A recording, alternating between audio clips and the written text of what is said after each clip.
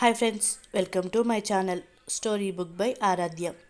పెళ్ళైన కొద్ది రోజులకే భర్త చనిపోతే ఆమెను తమతో తీసుకెళ్లడానికి పుట్టింటి వారు ముందుకు రాలేదు. పుట్టింటి వాళ్ళు తీసుకెళ్లకుండా ఆమె ఎక్కడికి ఎవరి ఇంటికి వెళ్ళకూడదు, అది ఆచారం అని బంధువులు తలో మాట అన్నారు. ఈ మాటలన్నీ వింటున్న ఆమె మనసు ముక్కలైపోయింది. కోడలి బాధ చూడలేని మామగారు అందరూ ఆశ్చర్యపోయేలా ఊహించని నిర్ణయం తీసుకున్నాడు. అసలు ఏం జరిగిందో ఈరోజు మనం తెలుసుకుందాం. సుమతి వరండాల నుండి వచ్చిన పిలుపుకి వస్తున్న మామయ్య అంటూ వచ్చింది సుమతి. ఏమ్మా, మీ అత్తయ్య ఏం చేస్తుంది?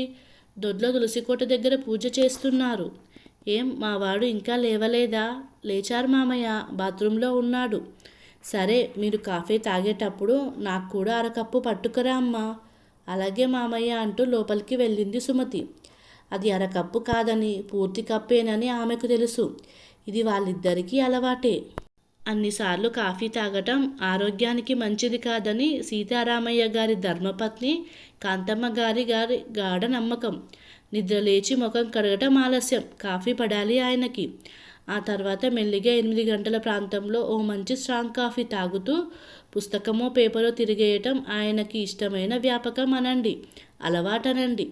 సరిగ్గా ఆ సమయంలోనే కొడుకు కోడలు కాఫీ తాగుతారు. పలహారం ఆలస్యమైనా పర్వాలేదు, కానీ ఈ రెండో కాఫీ పడకపోతే ఆయనకు తోచదు. మామయ్య కాఫీ. సుమతి కాఫీ తెచ్చి ఇచ్చింది. కోడలు వైపు ఆప్యాయంగా చూసి కాఫీ కప్పుని అంతే ఆదరంగా ఆహ్వానించాడు. సుమతి చాలా మంచి పిల్ల. అలాంటి అమ్మాయి కోడలుగా రావటం తమ అదృష్టం. కోడలిని తలుచుకోగానే కొడుకు అవినాష్ గుర్తొచ్చాడు. వాడు మాత్రం బంగారం కాదా? తనకు 2 కొడుకులే, ఓ ఆడపిల్ల ఉంటే బాగుంటుందని అప్పుడప్పుడు అనిపించినా కొడుకులు 2 మంచివాళ్ళు, బుద్ధిమంతులు అవడంతో ఆ ఆలోచనను పక్కకు తప్పించేశారు. ఏ మాట కామాట. 2 చదువులో కూడా ముందే ఉండేవారు. పెద్దవాడు ఆకాష్ ఇంజనీరింగ్ పూర్తయి ఎంటెక్ చేసి ఢిల్లీలో ఒక పెద్ద కంపెనీలో మరింత పెద్ద హోదాలో ఉన్నాడు. కోడలు కూడా ఉద్యోగస్తురాలు, దూరపు బంధువుల అమ్మాయే. వాళ్లకు అబ్బాయి. 2 హాయిగా అక్కడే ఉద్యోగం చేసుకుంటున్నారు. ఎప్పుడైనా ఇద్దరికీ కుదిరినప్పుడు సెలవు పెట్టి వచ్చి ఓ 10 రోజులు గడిపేసి వెళ్తుంటారు. తాము కూడా ఈ 8 ఏళ్లలో ఓ 2-3 సార్లు వెళ్ళారేమో. తను కూడా హై స్కూల్ హెడ్ మాస్టర్గా బాధ్యతాయుతమైన ఉద్యోగంలో ఉండటం వలన ఎక్కువగా సెలవు పెట్టి ఎక్కడికి వెళ్ళే అవకాశం ఉండేది కాదు. వేసవి సెలవుల్లో మాత్రం కాస్తంత అవకాశం ఉండేది. అదైనా ప్రభుత్వం వారు దయతలిచి అదనపు బాధ్యతలు అప్పగించకుండా ఉంటే. ఇక చిన్నవాడు అవినాష్ని తలుచుకోగానే ఆయన పెదవుల మీద నవ్వు, ముఖంలో ఓ విధమైన గర్వం అప్రయత్నంగానే వెళ్ళి విరిశాయి. మళ్ళీ తన ఆలోచనలోకి వెళ్ళిపోయాడు ఆయన. పెద్దవాడి ఇంజనీరింగ్ పూర్తి అయ్యే సమయానికి చిన్నవాడి ఇంటర్మీడియట్ పూర్తయింది. అన్నలాగే వాడు కూడా ఇంజనీరింగ్ చదివి ఓ మంచి ఉద్యోగంలో స్థిరపడతాడని అనుకుంటున్నాడు తను. కానీ వాడి ఆలోచన వేరు. అదేంట్రా, అందరూ ఇంజనీరింగ్ మెడిసిన్ చదవటానికి ఇష్టపడుతుంటే నువ్వు మామూలు డిగ్రీ చదువుతానంటావు? నీలాంటి తెలివిగల వాడికి కాకపోతే ఇంకెవరికి వస్తుంది చదువు? నువ్వు ఎంతవరకు చదువుకుంటానంటే అంతవరకు చదివిస్తాను. నా రిటైర్మెంట్ దగ్గరకు వచ్చిందని భయపడకు. అది కాదు నాన్న. అన్నయ్య రేపో మాపో ఉద్యోగం వచ్చి దూరంగా వెళ్ళిపోతాడు. నేను కూడా మీలా అలాగే మీకు దూరంగా ఉండవలసి వస్తే పెద్దవాళ్ళు మీరిద్దరూ ఒంటరిగా ఎలా ఉంటారు? వాడు ఎలాగో మంచి ఉద్యోగం వస్తే ఇక్కడ ఉండే ప్రసక్తే ఉండదు. అది కాక అందరూ ఇంజనీర్లు, డాక్టర్లు అయ్యి వారి వరకు వారే బాగుపడితే దేశానికి అవసరమైన మంచి యువతరాన్ని, శాస్త్రవేత్తలని, న్యాయవాదులని, అంతెందుకు డాక్టర్లని, ఇంజనీర్లను తయారు చేసే ఉపాధ్యాయులు ఎక్కడి నుండి వస్తారు నాన్న? అవునరా, మా రోజులు వేరు. తొందరగా ఉద్యోగంలో స్థిరపడాలంటే ఉపాధ్యాయ పదవి ఒక్కటే అందుబాటులో ఉండేది. తల్లిదండ్రులకి అండగా ఉండాలంటే అదొక్కటే ఆధారం. మీ యువతరానికి ఎన్నో సదుపాయాలు వచ్చాయి. ఏదో నాకంటూ ఉద్యోగం ఉంది, రిటైర్ అయిన పెన్షన్ వస్తుంది, ఊళ్ళో ఉన్న 4 ఎకరాల పొలం మీద వచ్చే ఆదాయం ఉండనే ఉంది. ఇక ఇంటి అద్దె పనే లేదు.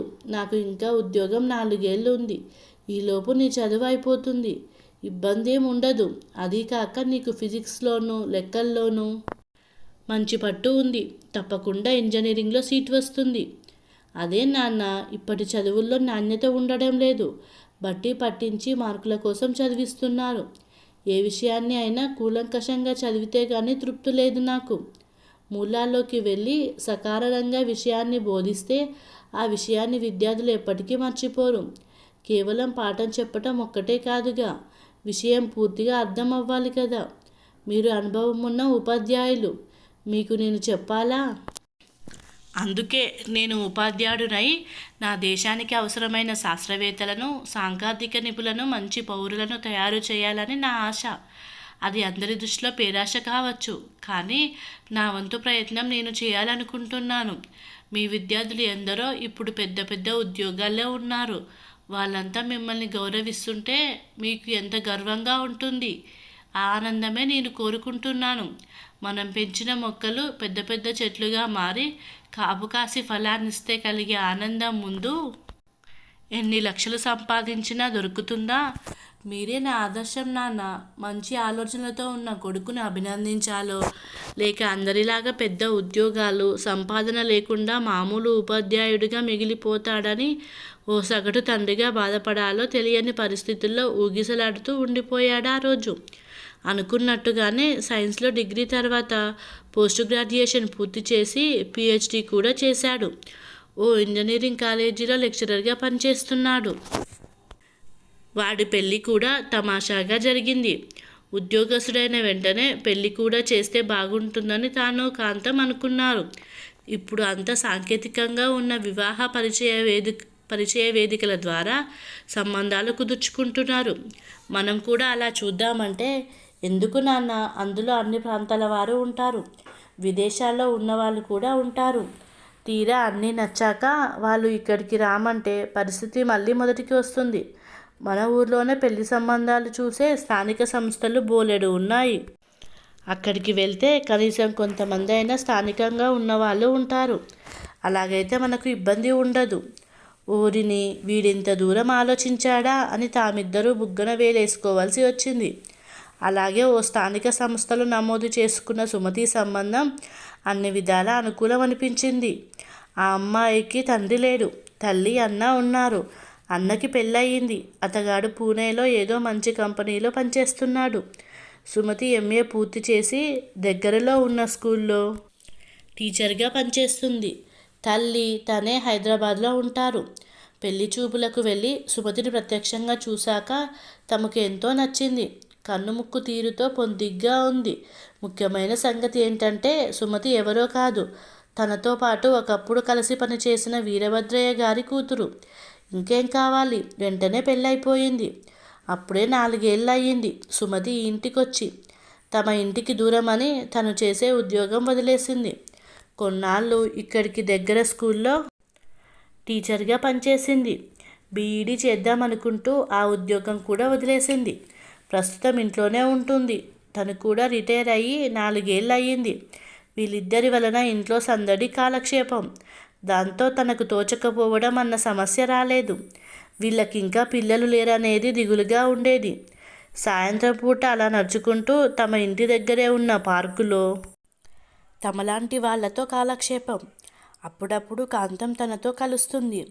ఎందరికో దక్కని అదృష్టం తనకు దక్కినందుకు లోపల సంతోషంతో పాటు కాస్త గర్వం కూడా అనిపిస్తుంది. సాయంత్రం కాలేజీ నుండి వచ్చాక బట్టలు సర్దుకుంటున్నాడు అవినాష్. ఎక్కడ ఏ శుభకార్యాలు లేవు, ఇప్పుడు సెలవులు లేవు. వీడు ఎక్కడికి ప్రయాణం అవుతున్నాడబ్బా అని ఆలోచిస్తున్నాడు సీతారామయ్య గారు. ఆయన సందేహం తీర్చడానికి అన్నట్లుగానే తండ్రికి ఎదురుగా ఉన్న కుర్చీలో కూర్చున్నాడు అవినాష్. రేపొద్దున ఢిల్లీ వెళ్తున్నాను నాన్న, అక్కడ ఓ సెమినార్కి హాజరవ్వాలి. ఎల్లుండి అవతలెల్లుండి అక్కడే ఉండాలి. కార్యక్రమం పూర్తి కాగానే వెంటనే బయలుదేరి వచ్చేస్తాను. మరి అన్నయ్య దగ్గరికి వెళ్ళవు? వీలుంటే ముందు రోజు వెళ్తాను. ఎందుకంటే అక్కడ మా బస, తిండి ఏర్పాట్లన్నీ నిర్వాహకులే చూసుకుంటున్నారు. పైగా సెమినార్ జరిగే చోటు నుండి అన్నయ్య వాళ్ళ ఇల్లు దూరం. అక్కడికి వెళితే సమయానికి తిరిగి సెమినార్కి చేరుకోలేనేమో. వాడితో ఇంతకు ముందే మాట్లాడాను. వీలుంటే వాడే వచ్చి కలుస్తానన్నాడు. చూద్దాం. సరే, ఇంకేం మాట్లాడలేదా ఆయన? కాలేజీ తరపున అలా అప్పుడప్పుడు వేరే ఊళ్ళకి వెళ్ళి సమావేశాల్లో పాల్గొనడం అతనికి అలవాటే. ఢిల్లీ క్షేమంగా చేరానని ఫోన్ చేశాడు. సమావేశాలు కూడా విజయవంతంగా పూర్తయ్యాయి. ఈరోజు అవినాష్ తిరిగి వచ్చే రోజు. ఏమిటో అతను లేనిది 4 రోజులే అయినా అందరికీ వెలితిగానే ఉంది. కాంతమ్మ గారికి, సీతారామయ్య గారికి ఒక రకమైతే సుమతికి ఇంకా ఎక్కువ. ఆ అమ్మాయి ముఖంలో దిగులు పసిగట్టలేకపోలేదు వాళ్ళిద్దరూ. అందులోనూ పిల్లలు ఇంకా పుట్టకపోవడంతో వాళ్ళిద్దరూ ఒకరికొకరుగా ఉండేవారు. సుమతికి వేరే ధ్యాస లేదు. హలో, సుమతి ఫోన్లో మాట్లాడుతోంది. అవతలి వైపు అవినాష్ అని అర్థమవుతూనే ఉంది.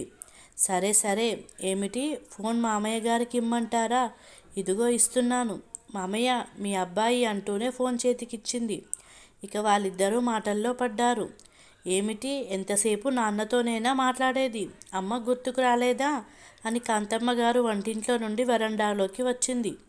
ఆవిడతోటి కూడా మాట్లాడాడు అవినాష్.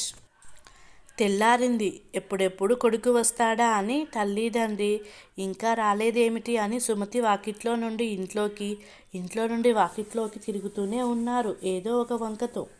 ఇంతలో సీతారామయ్య గారి ఫోన్ మోగింది. అవినాష్ ఫోన్. హలో, అవినాష్ గారి నాన్నగారా? అవునండి. ఇంతకీ మీరెవరు? మా అబ్బాయి ఫోన్తో మాట్లాడుతున్నారు. నిమ్స్ హాస్పిటల్ నుండి మాట్లాడుతున్నానండి. మీ అబ్బాయికి యాక్సిడెంట్ అయ్యింది. ప్రస్తుతం హాస్పిటల్లో ఉన్నారు. నేను ఇక్కడ హాస్పిటల్ ఇన్ఛార్జినండి. మీ అబ్బాయి గారి ఫోన్లో నాన్న అని ఉన్న నెంబర్ చూసి మీకు చేశాను. వెంటనే బయలుదేరండి. ఏమిటి, యాక్సిడెంటా? ఎలా ఉన్నాడు? ప్రమాదం ఏమీ లేదు కదా? ఆత్రంగా అడిగాడు ఆయన. మీరు వెంటనే బయలుదేరండి. సుమతి, కాంతమ్మ గారు మాటలు లేకుండా అయిపోయారు. హాస్పిటల్కి వెళ్ళేసరికి విషయం అర్థమైంది. పరిస్థితి చాలా కష్టంగా ఉంది. తలకు దెబ్బ తగలడంతో నమ్మకం తక్కువే అన్నారు. అవినాష్ టాక్సీ మాట్లాడుకొని విమానాశ్రయం నుండి వస్తుంటే అవతలి వైపు వెళ్లే కారు డివైడర్ను ఢీకొట్టి పల్టీ కొట్టి అవినాష్ కారుకు ఢీకొట్టింది. ఆ దెబ్బకి టాక్సీ తలకిందులై ప్రమాదం జరిగింది. 2 కార్లలో ప్రయాణించే వాళ్ళందరికీ బాగా దెబ్బలు తగిలాయి. ఎదుటి కారు డ్రైవర్ ప్రమాద స్థలంలోనే చనిపోయాడు. మిగతా వాళ్ళ పరిస్థితి కూడా నమ్మకం చెప్పేటట్టు లేదు.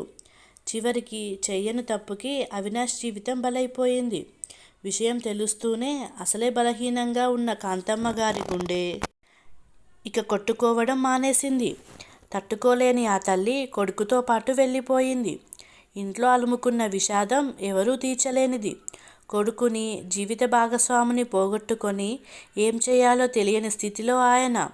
ప్రాణాధికంగా ప్రేమించే భర్త, అన్నింట్లా తల్లిని మరిపించే అత్తగారు ఇద్దరూ ఒకేసారి పోవడంతో సుమతికి ఏం జరిగిందో అర్థం కావడం లేదు. అవినాష్ తన ఎదురుగా నిర్జీవంగా పడి ఉన్నాడంటే తట్టుకోలేకపోతోంది. ముందు రోజు అందరితో మాట్లాడిన మనిషి ఈ క్షణంలో అచేతనంగా పడి ఉన్నాడు. ఏది ఎలా ఉన్నా వచ్చే వాళ్ళందరూ వచ్చారు. ఢిల్లీ నుండి ఆకాష్, భార్య, కొడుకు, పూనా నుండి సుమతి, అన్నా వదిన, ఇంకా కాంతమ్మ గారి బంధువులు, సీతారామయ్య గారి చుట్టాలు, ఊర్లో ఉన్న పరిచయస్తులు ఒకరేమిటి, తెలిసిన వాళ్ళందరూ వచ్చారు. ఎందరు వస్తేనేమిటి, వాళ్ళు లేని వెలితి ఎవరు పూడుస్తారు? మనిషి బతికి ఉన్నంతసేపే శరీరానికి విలువ. ఆ తరువాత ఎంత త్వరగా సాగనంపుదామా అన్నట్లు తర్వాత కార్యక్రమాలు వెంటనే ఎవరి ప్రమేయం ఉన్నా లేకపోయినా జరిగిపోతాయి. చనిపోయిన కొడుక్కి తండ్రి, తల్లికి పెద్ద కొడుకు యథావిధిగా అంత్యక్రియలు జరుపుతున్నారు. మనసులో లేని సీతారామయ్య గారు యాంత్రికంగా విధులు నిర్వహిస్తున్నారు. కొడుకు చేతుల మీదుగా వెళ్ళవలసిన తాను తన కొడుక్కి కర్మకాండలు చేయటం ఎంత దురదృష్టం. తన పరిస్థితే ఇలా ఉంటే పాపం సుమతి ఏమైపోతుందో. పాపం చిన్నపిల్ల, కనీసం వెళ్ళి ధైర్యం చెబుదామన్నా ఆమె లోపలి గదిలో ఉంటుంది. ఆమె చుట్టూ ఆడవాళ్ళంతా చేరి ఉన్నారు. ఆమె బయటకి రాలేదు. తాను వాళ్ళని తోసుకొని లోపలికి వెళ్ళే అవకాశం లేదు. హఠాత్తుగా వచ్చిన కష్టానికి, దుఃఖాన్ని దిగమింగి కర్మకాండాలు చేయడంతో శరీరము నిస్సత్తువగా మారి ఏమాత్రం సహకరించడం లేదు. ఎలా ఉందో పిచ్చిపిల్ల. అందుకే ముందు రోజే చెప్పేశాడు బంధువులందరికీ. 10వ రోజు కార్యక్రమం అంటూ ఆ పిల్లని ఇబ్బంది పెట్టవద్దు. తను ఎలా ఉన్నది అలాగే ఉంటుంది. మీరెవరూ కల్పించుకోవద్దు. ఎటువంటి తంతులు చేయవద్దంటూ అసలైన పాతకాలంలో పెట్టిన ఆచారాలు ఇప్పుడు ఎవరూ పాటించనప్పుడు ఇది మాత్రం ఎందుకు చేయాలి? ఆ రోజుల్లో వితంతువులు శిరోముండనం చేయించుకొని తెల్ల చీరలు పంచలు కట్టుకునేవారు. అది చిన్నప్పుడు తన అమ్మమ్మల కాలంలో. తన తల్లి సమయానికి రంగు చీరలు కట్టుకోవడం, మామూలుగా జుట్టు ముడి వేసుకునేవారు, బొట్టు మాత్రం పెట్టుకునేవారు కాదు. ఆ తర్వాత ఇప్పుడు ఎవరు అవేవి పాటించడం లేదు. నిజానికి అవేవి పాటించని అవసరం లేదు. ఎవరైనా బొట్టు పూలు విసర్జిస్తున్నారంటే అది వారు స్వచ్ఛందంగా మారి ఇష్టప్రకారం చేస్తున్నారు. అసలే బాధలో ఉన్న వారిని ఆచారం పేరుతో ఇంకా బాధ పెట్టడం అన్యాయం. కాలం ఎవరి కోసం ఆగదు. 10 రోజుల కార్యక్రమాలు పూర్తయ్యాయి. ఇక ఇప్పుడు మొదలయ్యింది అసలు చర్చ. కార్యక్రమాలు పూర్తయిన తర్వాత చుట్టాలు ఎవరి దారిన వాళ్ళు వెళ్ళిపోతారు. మిగిలేది సీతారామయ్య గారి పెద్ద కొడుకు ఆకాష్ కుటుంబం, అలాగే సుమతి అన్నా వదిన. సుమతి పెళ్ళైన ఏడాదికి తన కర్తవ్యం పూర్తయిందన్నట్లుగా తల్లి కూడా పోయింది. ఆవిడ ఉండి ఉంటే కనీసం కొన్నాళ్ళైనా వీళ్ళను కనిపెట్టుకొని ఉండేది. కష్టంలో ఉన్న వీళ్ళకి తోడు మరి ఎవరుంటారు? సుమతి అన్న కూడా ఏదో పెద్ద ఉద్యోగంలో ఉన్నాడు. 4 రోజుల్లో కంపెనీ పని మీద అమెరికా వెళ్ళవలసి ఉంది. తిరిగి వచ్చేసరికి నెలపైనే పడుతుంది. సుమతి వదిన కూడా ఉద్యోగస్తురాలే. ఆమెకు సెలవు పెట్టే అవకాశం లేదు. ఇక సుమతికి తోడుండే వాళ్ళు లేరు. పోనీ అన్న వాళ్ళు తమతో తీసుకువెళ్ళాలంటే అన్న దేశంలో ఉండటం లేదు. వదిన ఇంట్లో ఉండే అవకాశం లేదు.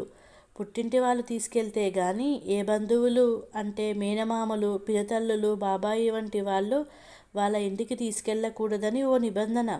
చిన్న వయసులో భర్తను పోగొట్టుకున్న ఆమెకు అండగా నిలబడేందుకు సుమతి దగ్గర ఉండటానికి ఎవరి పనులు వాళ్ళవి. ఇక్కడే ఉండే అవకాశం ఎవరికీ లేదు. ఇక సీతారామయ్య గారి పరిస్థితి, ఆయన వరకు ఆయన్ని తీసుకెళ్ళడానికి ఆయన పెద్ద కొడుకు సిద్ధంగానే ఉన్నాడు. అది కూడా రేపో మర్నాడో అయితేనే. ఆ తర్వాత అతనికి భార్యకి సెలవులు లేవు. సుమతిని కూడా తీసుకెళ్లాలంటే ముందు వాళ్ళ పుట్టింటి వాళ్ళు తీసుకెళ్లాలని నిబంధన అడ్డు. ఏదో పెద్ద చర్చా కార్యక్రమం అయ్యింది. ఇంతలో సుమతి పిన్ని కూతురు కల్పించుకొని, పోనీ అన్నయ్య లేకపోయినా వదిన ఊర్లోనే ఉంటుంది కదా, సాయంత్రానికి ఆఫీస్ నుండి వచ్చేస్తుంది కదా, ఇప్పుడే మీతో పాటు తీసుకొని వెళ్ళండి అన్నది. ఇప్పటికిప్పుడు రిజర్వేషన్ అంటే కష్టం కదా. రిజర్వేషన్ లేకుండా ఎలా తీసుకువెళ్ళడం? నిజానికి సుమతి అన్నవాళ్ళు ఈ పరిస్థితి ఊహించలేదు. వాళ్ళు తమ వరకే రిజర్వేషన్ చేయించుకున్నారు. రిజర్వేషన్ ఒక సమస్య అయితే ఆమెను తీసుకువెళ్ళి 4 రోజుల పైనే ఉంచుకోవాలని ఆలోచన వాళ్ళకు అసలు రాలేదు. అన్న అమెరికా నుండి తిరిగి వచ్చాక నిదానంగా తీసుకెళ్ళి 4 రోజులు ఉంచుకొని పంపాలని ఆలోచన తప్ప తమ ఇంటి ఆడపిల్లకి కష్టం వచ్చినప్పుడు ఆదుకోవాలని ఆలోచన అస్సలు రాలేదు. తల్లి ఉంటే ఎలా ఉండేదో పరిస్థితి, మనసుంటే మార్గం ఉండకపోదు అన్న ఆలోచన ఎవరికీ రాలేదు. ఇంతలోకి ఇంకొక శ్రేయోభిలాషి ఇంకొక వాదు లేవదీసింది. అయినా 13వ రోజు గుడిలో నిద్ర చేసి వస్తేనే పుట్టింటి వాళ్ళైనా తీసుకువెళ్ళాలి. నిద్ర చేయకుండా వాళ్ళు మాత్రం ఎలా తీసుకువెళ్తారు అంటూ, అవునవును అదొకటి ఉంది కదా, నిజమే, గుళ్ళో నిద్ర చేయకపోతే ఎలా, ఇంకెవరో వంత పాడారు.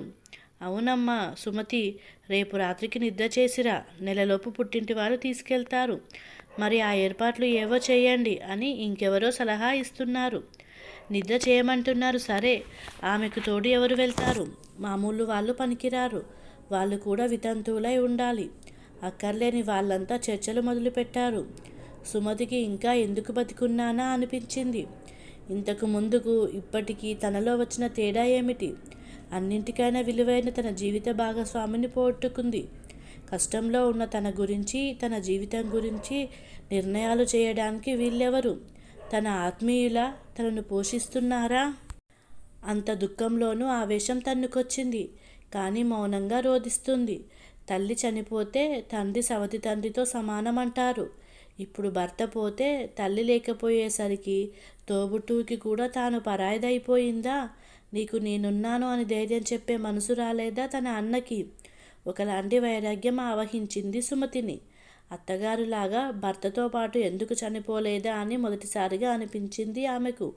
నిజానికి అవినాష్ పోగానే తాను కూడా చనిపోవాలని ఆలోచన చేసింది. కానీ తన చుట్టుపక్కల ఎవరో ఒకరు ఉండటంతో ఆ పని చేయలేకపోయింది. ఇప్పుడు మాత్రమేం, అంతా ఎవరి దారిన వాళ్ళు వెళ్ళిపోతారు. అప్పుడు చావు తన చేతిలో ఉంటుంది. ఒక్క క్షణం చాలు వెళ్ళిపోవడానికి. ఈ బాధలు సమస్యలు లేకుండా పోతాయి. పక్క గదిలో కూర్చున్న సీతారామయ్య గారికి ఈ చర్చంతా వినబడుతోంది. నిజమే, భార్యను కోల్పోయి నేను, భర్తను కోల్పోయి సుమతి, ఇద్దరం ఒకే స్థితిలో ఉన్నాం. కానీ తనను తీసుకువెళ్ళడానికి తన కొడుకు సందేహించడం లేదు. కానీ భర్త చనిపోయిన సుమతిని తన ఇంటికి తీసుకువెళ్ళడానికి మాత్రం అభ్యంతరం ఎందుకు? అంటే అది ఆమె పుట్టింటి వారి బాధ్యత. అంటే తమ ఇంటి వ్యక్తిని పెళ్లి చేసుకొని తమ కుటుంబంలోకి వచ్చిన ఆమె ఇంకా పరాయిదేనా? ఆమె తమ ఇంటి మనిషి కాదా? ఎప్పటికీ అంతేనా? అందులోనూ ఆడమనిషికి ఒక నిబంధన, మగవాడికి ఒక నిబంధన. భార్య చనిపోయిన తను ఎక్కడికైనా వెళ్ళవచ్చు, ఏమైనా చేయొచ్చు. వీలుంటే 6 నెలలు తిరగకుండా మళ్ళీ పెళ్ళి కూడా చేసుకోవచ్చు. కానీ వయసులో ఉన్న పిల్ల భర్తను పోగొట్టుకొని దీనావస్థలో ఉంటే, పుట్టింటి వాళ్ళు తీసుకెళ్ళకపోతే, గుడిలో నిద్ర చేయకపోతే ఆమె ఎక్కడికి వెళ్ళకూడదా? ఇదెక్కడ న్యాయం? అసలు పుట్టింటి వాళ్ళు ఎందుకు తీసుకెళ్ళాలి? ఆ నిబంధన, ఆచారం ఎందుకు పెట్టారు? ఇదివరకు రోజుల్లో ఒకసారి ఆడపిల్లకు పెళ్లి చేసి పంపిస్తే చావైనా బతుకైనా అత్తింట్లోనే అనేవాళ్ళు. అందుచేత కర్మకాలి భర్త చనిపోతే ఆమెకు అన్యాయం జరగకుండా ఆమెకు అండగా పుట్టింటివారు ఉన్నారని హెచ్చరికగాను, ఇటువంటి విచారకరమైన పరిసరాల నుండి మార్పు కోసం పుట్టింటివారు తీసుకెళ్ళి కొంతకాలం అక్కడ ఉంచుకునేవారు. వాళ్ళు తీసుకెళ్లే వరకు ఆమె అత్తింట్లోనే ఉండేది. ఇక గుడిలో నిద్ర చేయడం అనేది కొందరు పెట్టుకున్న ఆచారం. పుట్టింటి తరపున ఎవరూ లేకపోతే, పెద్ద వయసులో భర్త చనిపోయి అప్పటికే పుట్టింటి వారు గతించి ఉంటే, అటువంటి పరిస్థితుల్లో దేవుడే తల్లిదండ్రి అనే భావనతో ఎవరినో తోడు తీసుకొని గుడిలో నిద్ర చేసేవాళ్ళు. ఈ మధ్యకాలంలో మూఢనమ్మకాలు ముదిరి గుడిలో నిద్ర అనేది తప్పనిసరిగా పాటిస్తున్నారు. తన చిన్నప్పుడు ఇంత పిచ్చి నమ్మకాలు లేవు. వెంటనే కుదరకపోయినా సంవత్సరంలోపు పుట్టింటి వాళ్ళు తీసుకెళ్ళి ఆదరించి పంపేవారు. రాను రాను ఈ ఆచారాలు మనుషుల్లో మనసును గాయపరిచే విధంగా తయారయ్యాయి. పాపం పిచ్చి పిల్ల సుమతి మనసు ఎంత చెదిరిపోయిందో. ఆమెతో తను ఇప్పటి వరకు సరిగ్గా మాట్లాడే అవకాశమే రాలేదు. సుమతి ఎవరు? తమ ఇంటి ఆడపిల్ల. తన కొడుకును నమ్మి వాడు చెయ్యి పట్టుకొని 10 కాలాల పాటు కాపురం చేయడానికి వచ్చింది. దురదృష్టవశాత్తు తన బిడ్డ ఆమెకు అన్యాయం చేసి వెళ్ళిపోయాడు. అంత మాత్రం చేత ఆమె తన కుటుంబంలోని మనిషి కాదు. ఆమె బాధ్యత తన మీద లేదు. పుట్టింటిని మరిపించవలసిన బాధ్యత అత్తింటి వారికి ఉండదా? అసలు ఎవరూ లేకపోతే ఆమెకు బతికే హక్కు లేదా? ఇక ఆగలేకపోయాడు ఆయన. లేచి సుమతి కూర్చున్న గదిలోకి వచ్చాడు. ఆయనను చూసి అందరూ పక్కకు తప్పుకున్నారు. మామగారిని చూడగానే బోరుమంది సుమతి. కట్టలు తెంచుకున్న గోదారిలా దుఃఖం పొంగుకొచ్చింది. అమ్మా సుమతి, నువ్వేం దిగులు పడకు. మనమిద్దరం ఒకే స్థితిలో ఉన్నాం. నాకు లేని నిబంధనలు నీకెందుకమ్మా? నేనెక్కడికి వెళ్ళి నిద్ర చేయకపోయినా పర్వాలేదు. కానీ నువ్వు మాత్రం వెళ్ళాలా? అక్కర్లేదు. నీకు పుట్టిల్లు ఎక్కడో లేదమ్మా. నా ఇంటి కోడలుగా వచ్చిన నువ్వు నా కూతురు లాంటి దానివి కాదా? నాకు కూతురు ఉండి ఆమె ఈ స్థితిలో ఉంటే ఏం చేసేవాడిని?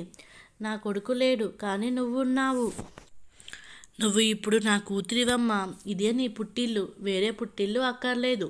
నువ్వెక్కడికి వెళ్ళనక్కర్లేదు. నాకు నువ్వు, నీకు నేను. ఎవరేమంటారో చూస్తాను. నిన్ను నా కడుపులో పెట్టుకొని నా కూతురికి ఎలా చేయాలో అన్నీ నీకు చేస్తాను. జీవితాంతం కంటికి రెప్పలా కాపాడుకుంటాను. ఎవరు ఏ సలహాలు ఇవ్వక్కర్లేదు. ఈ రోజు నుండి కొడుకైనా కూతురైనా నువ్వేనమ్మా అని ఆమె తల మీద చెయ్యి వేసి ఒక చేత్తో కళ్ళు తుడుస్తూ, ఈ రోజు నుండి నేను నాన్నలాంటి వాడిని కాదమ్మా, నాన్ననే అన్నాడు. నీళ్లతో నిండిన కళ్ళు మసకబారగా మామగారిలో తండ్రిని చూస్తుండిపోయింది సుమతి. కథ సమాప్తం. మీకు కనుక ఈ కథ నచ్చినట్లయితే ఈ ఛానల్ని సబ్స్క్రైబ్ చేసుకోగలరు. Please subscribe.